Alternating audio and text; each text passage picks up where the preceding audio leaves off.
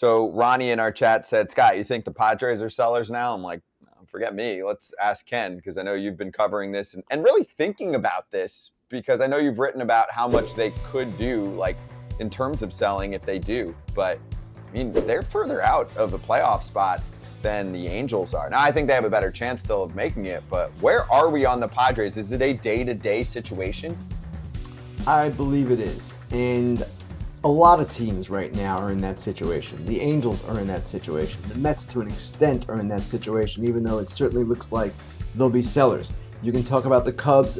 Looks like they'll be sellers. Not totally decided yet on any front, because it doesn't have to be decided yet. We're on July 18th. The deadline's August 1st, almost 2 weeks away. Actually, it is 2 weeks away. So there is still time for some of these teams to kind of reverse course. And let's face it, with the Padres and the Mets, we've been waiting all season for them to perform the way they were expected to perform. If the Padres start doing that, they're not going to sell. They're averaging 41,000 in home attendance. They've got tickets sold for the rest of the year. They do not want to sell. They want to compete. They want to try.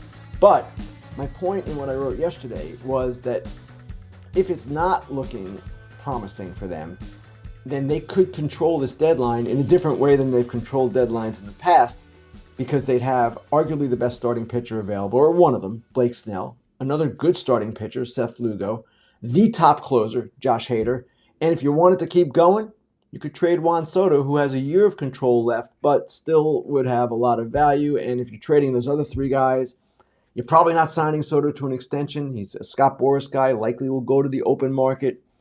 It might behoove you to do that as well. So if they do decide to pivot, and A.J. Preller, their general manager, hasn't ruled it out, just as general managers don't rule anything out this time of year, then they would be a very interesting team in terms of what they could offer. Do you think there's a blame game that's going to take place there soon? A.J. Preller is getting close to a decade of time there.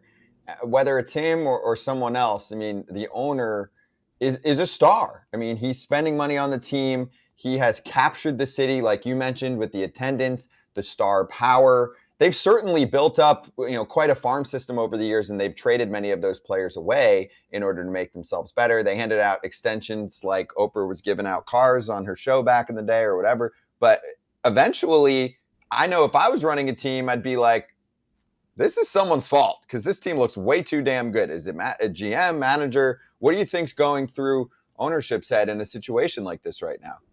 Well, the owner, Peter Seidler, has been extremely loyal to A.J. Preller and generally speaks extremely highly of A.J. Preller. And the points you're making, Scott, are points that I've made in print and points others in the game have made. A.J. Preller is great at identifying talent, no question about that. Great at collecting talent, not much question about that. Is he great at roster construction, building a complete, cohesive 26-man roster? We haven't seen that. And the other part of this, going back to what you said about him being there almost 10 years, he tore it down once before. 2015-16, remember, they built up and then they tore down.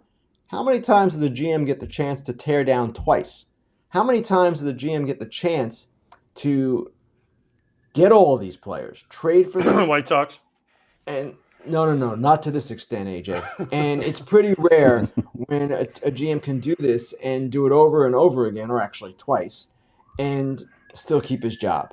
That said, if the owner believes in A.J. Preller and is still fond of him and thinks he's the guy, then he's not going to fire him. But people around the game do ask, while we're admiring A.J. for his great strengths, which are great strengths, they do question his ability to put together, as I said, a championship roster. Hasn't happened.